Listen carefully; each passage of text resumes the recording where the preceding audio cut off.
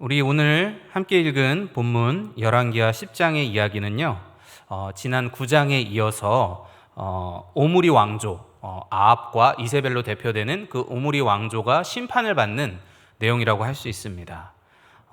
하나님의 백성이었던 이 이스라엘이 분열된 이후에, 그래서 북이스라엘과 남유다로 분열된 이후에 북이스라엘의 상황을 보면 영적으로는 굉장히 어려운 상황이었는데요. 그런 와중에도 북이스라엘의 전성기를 이끌었던 왕조가 어디냐? 몇 개의 왕조 중에 가장 전성기를 이끌었던 왕조는 바로 오므리 왕조라고 할 수 있습니다. 이 오므리 왕조는 지금 우리가 이제 지난주와 이번 주에 이어서 계속해서 등장하는 왕조인데요. 오므리가 바로 아합의 아버지였습니다. 그래서 이 오므리가 왕이 되고 그 오므리 왕조가 시작된 이후에 북이스라엘은 군사적으로 경제적으로는 매우 강성해졌습니다. 그러나 아합 왕과 그의 아내 이세벨, 우리가 잘 알듯이 그 사람들을 통해서 북이스라엘이 영적으로 타락해가고 또 그 악한 왕과 또 왕비 때문에 그 영적인 타락이 더욱더 가속화되고 있는, 그래서 하나님의 심판을 계속해서 자초하고 있는 그런 상황이었습니다. 그런데 이 오므리 왕조는 그 악행에도 불구하고 그 힘이 매우 강했습니다. 그래서 쉽게 무너지지 않았습니다. 우리가 잘 알고 있는 엘리야 선지자, 구약시대의 능력으로 상징되는 능력의 선지자 하면 첫 손가락으로 꼽히는 그 엘리야 선지자가 이 오므리 왕조와 한번 부딪혔다가 결국은 오므리 왕조를 무너뜨리지 못하고 좌절하고 낙심하고 엘리야가 로뎀나무 아래에서 하나님께 원망의 기도를 드렸던 그러한 장면을 우리가 열왕기 상에서 확인할 수 있었습니다. 그래서 이 오므리 왕조의 기반은 그만큼 굳건했고 그 누구도 이들을 무너뜨릴 수 없을 것 같은 그런 상황이 계속됐습니다. 그러나 우리도 그런 얘기를 한번 들어봤는데, 난세의 영웅이 난다, 이런 얘기 들어보셨죠? 이 난세의 영웅이 난다라는 말이 있듯이 철옹성처럼 보였던 이 오므리 왕조를 철저하게 정말 뿌리째 뽑아버리는 그런 사람이 나타나게 됩니다. 바로 그 사람이 오늘 본문의 중심 인물인 예후입니다. 이 예후는 열왕기상 19장에서 하나님께서 엘리야에게 예언을 주실 때 등장했던 사람이죠. 그래서 이 오므리 왕조를 심판하실 텐데 그 심판을 행할 자로서 3명이 지명이 됩니다. 그 중에 한 명이 바로 예후였습니다. 열왕기상 19장 16절 17절 이렇게 예언했죠. 너는 또 님시의 아들 예후에게 기름을 부어 이스라엘의 왕이 되게 하고 하사엘의 칼을 피하는 자를 예후가 죽일 것이요 예후의 칼을 피하는 자를 엘리사가 죽이리라. 이제 북이스라엘의 새로운 왕으로 예후가 기름 부음을 받게 됩니다. 그래서 엘리야 선지자는 예후에게 사람을 보내서 기름을 붓고 이제부터는 예후가 북이스라엘의 왕이 됩니다. 기름 부음을 받자마자 예후는 즉시 이스라엘로 군사를 몰아가서 북이스라엘의 그 당시 왕이었던 요람, 그리고 그와 함께했던 남유다의 아하시아 왕, 그리고 우리가 잘 아는 그 요람의 어머니인 이세벨을 다 처형해 버립니다. 이 내용을 우리가 9장까지 살펴봤어요. 그리고 이제 예후는 여기서 그치지 않고 오늘 본문 10장에 이르르면 아합의 잔당들, 아합 가문에 속했던 사람들, 아합 가문과 연합했던 사람들, 아합 가문을 추종했던 오므리 왕조에 포함되어 있는 모든 사람들을 완전히 척결해 버립니다. 그리고 가장 중요한 종교, 바알 숭배로 말미암아 오염된 이스라엘의 신앙을 회복하기 위해서 종교 개혁을 단행하죠. 그래서 오늘 우리가 본문에서 확인한 것처럼 계책을 써서 거짓으로 바알 숭배자들을 한 자리에 다 모읍니다. 그래서 그들을 거기서 또 처형하고 바알 우상과 또 바알의 신당들을 다 제거하게 돼요. 그리고 그 자리에 변소를 만들었다, 이렇게 오늘 본문에 기록되어 있습니다. 그래서 하나님께서 엘리야를 통해서 그 오므리 왕조에 대한 심판을 선언하시고 15년 만에 이 예후의 손에 의해서 그것이 마무리된 것이죠. 예후는 이 모든 일로 말미암아 아마 이 시대의 영웅이 되었을 것입니다. 그리고 우리가 오늘 본문을 통해서도 확인했지만 그렇게 강해 보였던 아합 왕가도 정말 힘 한번 써보지 못하고 속절없이 무너지는 것을 보게 됩니다. 어떻게 해서 이런 일이 가능했을까? 그 강력했던 왕조가 어떻게 이 한 사람에 의해서 이렇게 무너질 수 있는가?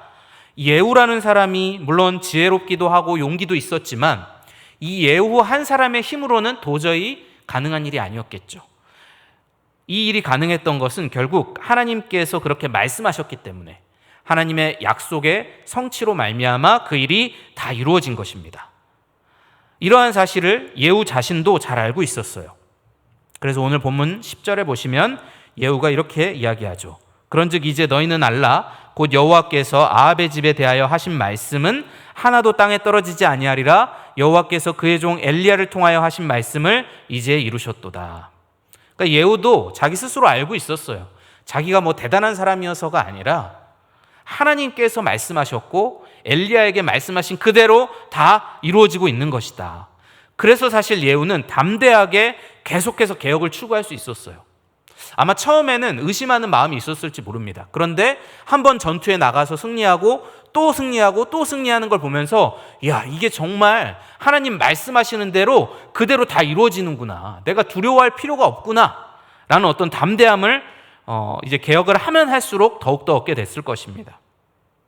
그래서 예후는 이 오므리 왕조를 심판하는 일을 누구보다도 열심히 앞장서서 감당했습니다.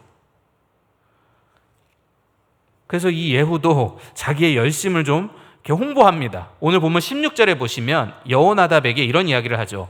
이르되 나와 함께 가서 여호와를 위한 나의 열심을 보라 하고, 여호와를 위한 나의 열심을 좀 보십시오. 내가 이렇게 열심히 여호와를 위해서 지금 심판하고 있습니다. 이제 이 얘기를 하고 바로 종교개혁을 단행하거든요. 그래서 여기까지의 예후의 이 행동을 보면 정말로 예후는 하나님을 위해 열심히 있는 사람처럼 보입니다. 그리고 예후가 했던 일들은 그 시대에 꼭 필요한 일들이었어요. 누군가는 해야 하는 일이었어요. 하나님께서도 예후의 이런 공적을 다 인정하십니다. 오늘 본문 30절에 보시면 하나님께서 이렇게 평가하시죠. 여호와께서 예후에게 이르시되 내가 나보기에 정직한 일을 행하되 잘 행하여 내 마음에 있는 대로 아합의 집에 다 행하였은즉 내 자손이 이스라엘 왕위를 이어 4대를 지내리라 하시니라. 이 말씀으로 인해서 이제 오므리 왕조가 끝이 나고 예후를 포함해서 5대에 이르는 예후 왕조가 다시 시작이 됩니다. 그런데 이제 오늘 이 열왕기하 10장의 중요한 이야기는 이 다음부터예요. 예후가 개혁을 이루고 나서 그 다음이 중요합니다. 열왕기를 쓴 저자는요, 이러한 열정이 있었던 예후에게 큰 문제가 있다라고 지적하고 있어요. 그것이 바로 오늘 본문 28절과 29절이죠. 예후가 이와 같이 이스라엘 중에서 바알을 멸하였으나 이스라엘에게 범죄하게 한 느밧의 아들 여로보암의 죄, 곧 베델과 단에 있는 금송아지를 섬기는 죄에서는 떠나지 아니하였다. 아주 직접적으로 얘기하고 있습니다. 예후는 이런 일들은 잘했지만 결정적으로 문제가 있었는데 바로 여로보암의 죄에서 떠나지 않았다. 이 여로보암의 죄가 뭘까요? 이것은 이제 열왕기상 12장에 보면 이 여로보암의 죄에 대해서 이렇게 묘사되어 있어요. 여로보암이 이에 계획하고 두 금송아지를 만들고 무리에게 말하기를 너희가 다시는 예루살렘에 올라갈 것이 없도다. 이스라엘아, 이는 너희를 애굽 땅에서 인도하여 올린 너희의 신들이라. 금송아지를 여호와라고 이야기하는 거예요. 그러면서 하나는 베델에 두고 하나는 단에 두었다. 이 일이 죄가 되었으니 이는 백성들이 단까지 가서 그 하나에게 경배함이더라. 그가 또 산당들을 짓고 레위 자손 아닌 보통 백성으로 제사장을 삼았다. 이것이 여로보암의 죄입니다. 여로보암은 북이스라엘을 다스리면서 북이스라엘에 있던 사람들이 남유다 쪽으로 가서 제사를 지내야 되는데 그러다 보면 자기의 왕권이 약화되고 자꾸 남유다로 민심이 쏠릴 것을 염려해서 금송아지 2개를 만들었습니다. 그러면서 이것이 여호와다. 이것이 우리를 인도하신 하나님이다. 마치 출애굽기에 나오는 것처럼 그렇게 하고 그 금송아지를 베델에 하나 두고 단에 하나 둔 다음에 제사장이 아닌 일반 그냥 백성들을 제사장으로 막 세워서 우상 숭배를 돕는 일을 여호와의 그 신앙의 이름으로 했다는 거예요. 그래서 북이스라엘의 많은 사람들이 하나님을 섬긴다고 말했지만 사실은 금송아지를 섬기는 죄를 범하게 한 정말로 왕으로서 최악의 죄를 저질렀습니다. 그 모든 일은 자기의 왕권을 강화하기 위해서 혹시나 자기의 왕권이 약해질까 봐 우상 숭배를 하게 만들었던 것이죠. 그런데 이 여로보암의 죄를 예후도 반복했다는 것입니다. 예후가 오므리 왕조를 심판할 때는요, 하나님의 뜻대로 했어요. 그러나 자기가 왕이 되고 나자 하나님의 뜻을 거스르면서 정책을 진행시킵니다. 왜 예후는 이렇게 한 것일까요? 예후가 자기 스스로 열정 있는 사람이라고 하고 여호와를 위한 나의 열심을 보라 이렇게 얘기를 했는데, 사실 그 예후의 열심은요, 하나님의 명령과 자기의 이익이 충돌되지 않을 때에만 갖고 있는 열심이에요. 그러니까 하나님의 명령에 순종하면 그게 자기에게도 이득이 되는 상황이었어요, 처음에는. 왜냐하면 지금 자기가 북이스라엘의 왕으로 기름 부음 받았지만 세상 사람들은 다 북이스라엘 왕이 자기가 아니라고 생각해요. 원래 왕이 있었잖아요. 그래서 예후가 북이스라엘의 그 오므리 왕조를 심판하고 그 세력을 약화시킬수록 누구의 왕권도 강해집니까? 자기의 왕권이 강해지는 거예요. 자기가 북이스라엘의 새로운 왕이기 때문에 자기가 자리를 잡으려면 오므리 왕가를 뿌리 뽑아야 돼요. 그래야 예후 왕가를 새롭게 세울 수 있는 거예요. 그래서 하나님께서 그 명령을 주셨을 때는 정말 신나게 그 일을 했습니다. 너무 열정적으로. 그런데 이제 왕이 되고 나서 하나님의 명령에 순종하려면 여로보암의 죄를 버려야 되는데, 금송아지 우상도 처분을 해야 되는데, 그렇게 했을 때 여로보암이 염려했던 그 염려가 예후에게도 찾아온 거예요. 야, 이거 금송아지 다 없애면 남유다로 또 민심이 쏠리지 않을까? 이 사람들 남유다로 다 제사 드리러 갔다가 거기에 다 동화되면 어떡하지? 그래서 여로보암의 죄를 버릴 수가 없었던 것입니다. 그리고 이 예후가 종교개혁을 단행했던 이유, 바알 숭배자들을 처단했던 이유, 왜 그들을 처단했을까? 물론 우상 숭배한 자들이기 때문에 심판받아야 하지만 거기에는 정치적인 이유도 있었어요. 당시에 이 예후가 너무 피를 많이 흘렸어요. 피에 숙청을 했거든요. 그래서 아무리 옳은 일이어도 그렇게 많은 사람을 죽이면 그 사람의 이미지가 좋을 수가 없어요, 왕이 되어도. 그래서 이 백성들의 마음을 얻기 위해서 바알 숭배자들을 처형하고 당시에 존경받던 종교 지도자인 여호나답과 손을 잡습니다. 오늘 본문에 나오죠. 레갑 족속에 속한 지도자 여호나답, 그와 손을 잡아요. 그러면서 바알 숭배자들을 처단합니다. 여기에도 정치적인 의도가 숨어 있는 거예요. 내가 피를 흘리고 사람을 죽일 수밖에 없는 이유가 있다. 이렇게 많은 바알 우상 숭배자들을 죽여야 되지 않겠느냐. 그리고 여호나답도 나와 함께 한다. 이렇게 해서 백성들의 마음을 얻으려고 했던 거예요.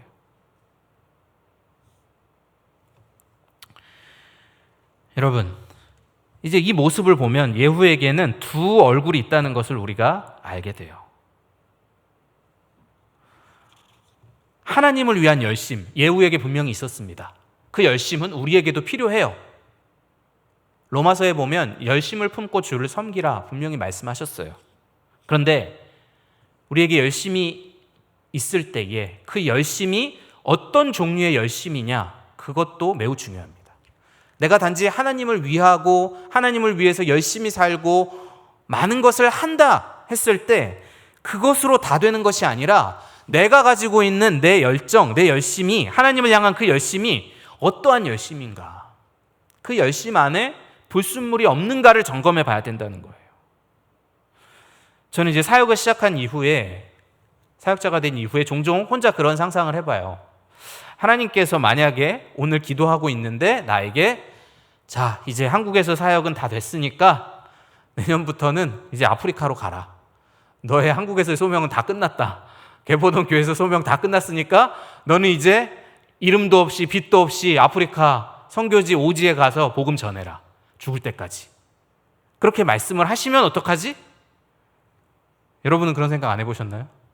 내가 지금 누리고 있는 것들 다 내려놓고 좋은 걸 앞으로 누릴 가능성이 다 사라지고 나의 경력과 어떻게 보면 나의 커리어에 전혀 도움이 안 되는, 그래서 이제 세상적으로 어떤 것을 이제 전혀 기대할 수 없는, 그러나 여호와께서 기뻐하시는 그런 일을 이제 해라. 미련 없이 다 버리고 그렇게 한번 해라 라고 만약에 하나님이 내게 말씀하신다면 내가 정말 기쁜 마음으로 갈 수 있을까? 내가 그런 일에도 열심을 낼 수 있을까? 진지하게 생각해 보면요, 답이 잘 안 나와요. 솔직하게. 답이 잘 안 나와요. 마음이 너무나 무거워져요. 내 마음속에 분명히 나의 유익을 구하는 마음, 나의 이기심, 야망, 정욕 그런 것들이 분명히 있습니다. 그런데 만약에 내 마음속에 있는 그런 이기심과 정욕과 야심을 다 제거한다면 그러면 정말 내게 남아있는 열정이 어느 정도나 될까? 그런 것들을 다 제거하고 순수한 마음만으로 그 열정만으로 내가 움직이려고 할 때 움직일 힘이 있을까? 별로 없을 것 같아요. 이게 정말 심각한 문제죠. 그래서 우리에게는요, 열심 이상의 것이 필요해요. 그것이 바로 오늘 본문에 나오는 표현을 빌리자면 전심으로 하나님을 섬기는 것이 필요합니다. 전심으로. 오늘 본문 31절에 보시면요, 이렇게 나옵니다. 그러나 예후가 전심으로 이스라엘 하나님 여호와의 율법을 지켜 행하지 아니하며 여로보암이 이스라엘에게 범하게 한 그 죄에서 떠나지 아니하였더라. 전심으로 말씀을 지키지 않았다, 이렇게 나옵니다. 이 전심으로 영어 표현은 언제나 동일하게 with all his heart라고 되어 있어요. 그의 온 마음을 다해서. 이 표현은 구약 여러 곳에 등장을 합니다. 그런데 용례를 보면 크게 두 가지 경우에 이 전심으로라는 표현이 등장해요. 첫 번째는 말씀을 지키는 것과 관련되어 등장합니다. 오늘 본문에서도 율법이라는 말이 나오죠. 그리고 열왕기상 14장 8절에 보면 다윗에 대한 이야기를 표현하시면서 너는 내 종 다윗이 내 명령을 지켜 전심으로 나를 따르며 나 보기에 정직한 일만 행하였음과 같지 아니하고, 그러니까 전심으로 내 명령을 지켰다, 이런 표현이 나오거든요. 그래서 하나님의 말씀을 지킬 때 전심으로 지켜라, 이렇게 이야기합니다.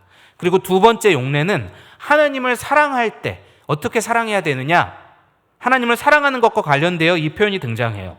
그래서 신명기에 보면 이 표현이 많이 등장하는데요. 신명기 6장 5절에 보면 우리가 잘 아는 말씀이죠. 너는 마음을 다하고 뜻을 다하고 힘을 다하여 내 하나님 여호와를 사랑하라. 여기서 내 마음을 다하고, 똑같은 표현입니다. 그래서 이 전심으로라는 말은 하나님의 계명에 순종하려는 마음, 또 하나님을 사랑하려는 마음을 표현하는 거예요. 전심으로. 그러면 어떻게 해야 우리가 정말 전심으로 하나님의 계명에 순종하려는 마음이 생길까? 하나님을 사랑하는 마음이 생길까? 이게 이제 우리의 신앙적인 매우 큰 고민이죠. 18세기에 미국의 유명한 목사님, 유명한 부흥사이고 신학자이고 사상가였던 조나단 에드워즈가 하나님의 탁월성에 대해서 설명을 할 때 두 가지로 설명을 했어요. 하나님의 탁월성. 하나님은 두 가지 탁월성을 갖고 계신데 첫 번째는 도덕적인 탁월성이고 두 번째는 본성적인 탁월성이다. 이게 조금 이제 교리적인 표현이라 좀 어려운데요. 이 도덕적 탁월성이란 말은 무엇이냐면요, 하나님의 거룩하심을 드러내는 도덕적인 속성. 그러니까 도덕적 탁월성이라는 것은 하나님의 거룩하심, 그것이 드러날 때 도덕적으로 탁월하다, 이렇게 이야기합니다. 그리고 본성적인 탁월성은 무엇이냐면 하나님의 능력이나 지식, 하나님의 그 무한한 능력과 무한한 지식이 드러날 때 그 탁월함이 본성적인 탁월함이다. 그렇게 두 가지로 설명을 해요. 그런데 이 두 가지의 탁월성 중에 더 본질적이고 우리가 더 흠모하고 더 사모해야 하는 탁월성이 어떤 것인가? 그것은 바로 도덕적인 탁월성이다. 그렇게 이야기를 합니다. 우리가 하나님을 보면서 감탄하고 찬양합니다. 하나님의 여러 가지를 보면서 감탄하고 찬양할 수 있어요. 하나님의 능력을 보면서, 지혜를 보면서. 그런데 그런 본성적인 탁월성보다 하나님의 아름다우심, 하나님의 거룩하심을 볼 때 우리는 그것에 더 매력을 느껴야 된다는 거예요. 능력의 하나님을 볼 때에도 놀라지만 거룩하신 하나님을 볼 때 우리는 더욱 놀라고 그것을 더욱 사모해야 한다는 것입니다. 그래서 모든 지성적인 피조물, 인격이 있고 하나님을 아는 모든 지성적인 피조물은 하나님의 도덕적인 탁월성, 그의 거룩하심에 매료되어야 된다. 이렇게 조나단 에드워즈가 이야기를 했어요. 여러분, 그런데 보통 우리는요, 하나님의 그 본성적인 탁월성을 사실 더 좋아합니다. 하나님의 능력, 하나님의 지혜, 하나님의 지식, 그런 것에 압도되죠. 그런데 우리가 하나님의 거룩하심, 하나님의 도덕적인 탁월성을 보면서는 좀 반응이 별로 없어요. 하나님이 거룩하시다. 그래, 거룩하시지. 거기에 대해서 별로 감흥이 없어요.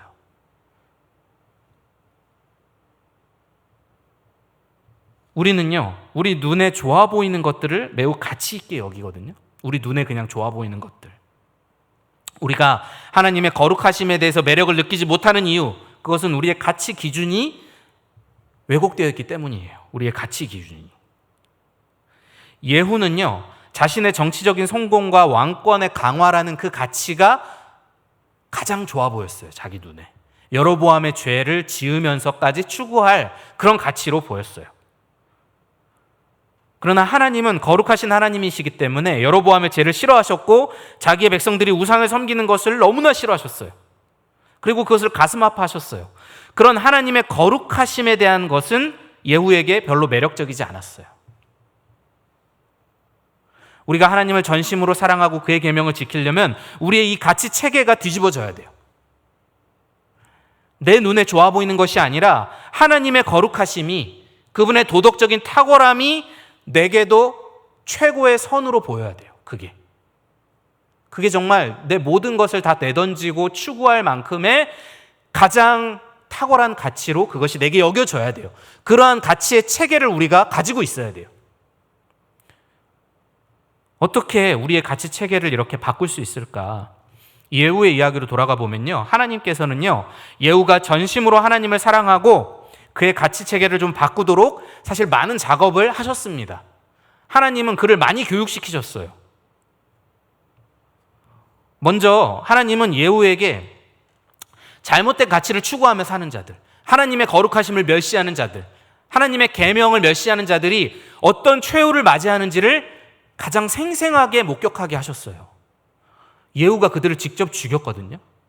그들이 몰락하는 것을 봤어요. 때로는 다른 사람의 손을 빌려서 죽게 하면서 우상 숭배하고 하나님의 거룩하심에 대한 아무런 감흥이 없는 그 악인들이 결국에는 어떻게 되는지를 수없이 보게 하셨어요. 수없이.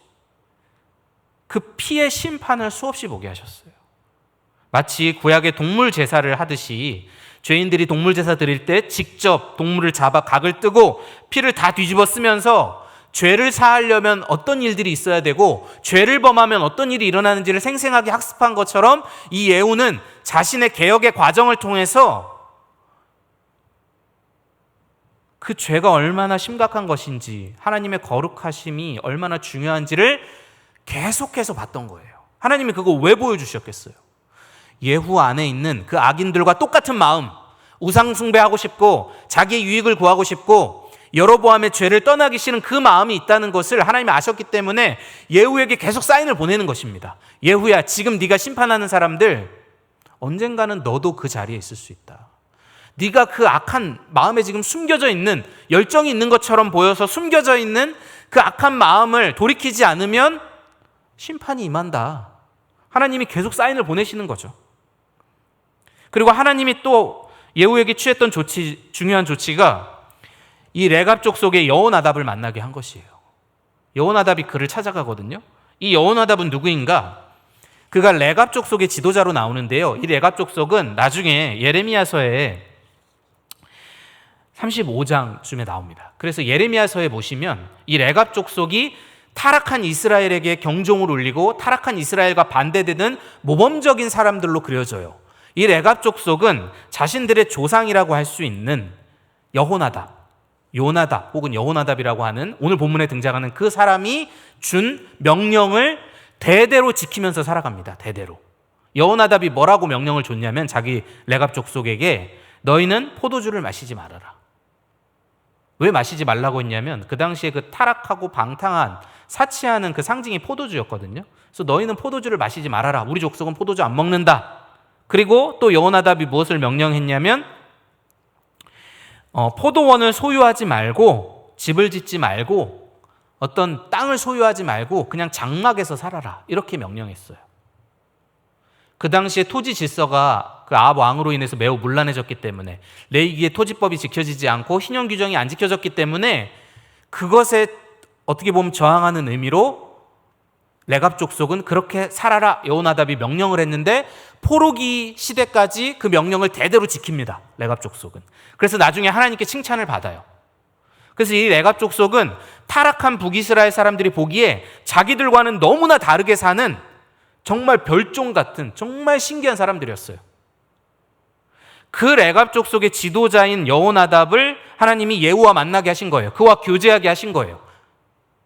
왜 그러셨을까요? 예후에게 가장 부족한 것이 바로 여호나답에게 있었어요. 하나님을 순수하게 섬기고 세상의 가치를 쫓지 않고 세상과 타협하지 않고 하나님을 온전히 쫓는, 전심으로 쫓는 그 아름다운 신앙의 모습이 여호나답에게 있었기 때문에 예후한테 붙여준 거죠. 예후야, 너도 좀 보고 배워라. 네가 배워야 될 모델이 바로 저기 있다. 네가 나중에 왕이 되면 지금 어떻게 할지가 뻔히 보이는데 여호나답처럼 신실하게 전심으로 하나님을 섬기고 다윗처럼 여호와 하나님을 사랑하고 그의 계명을 좀 지키는 왕이 되라. 그런 마음으로 하나님이 여호나답을 만나게 하신 것이죠. 그런데 참 안타깝게도 예후는 그 모든 것들 가운데 교훈을 얻지 못했습니다.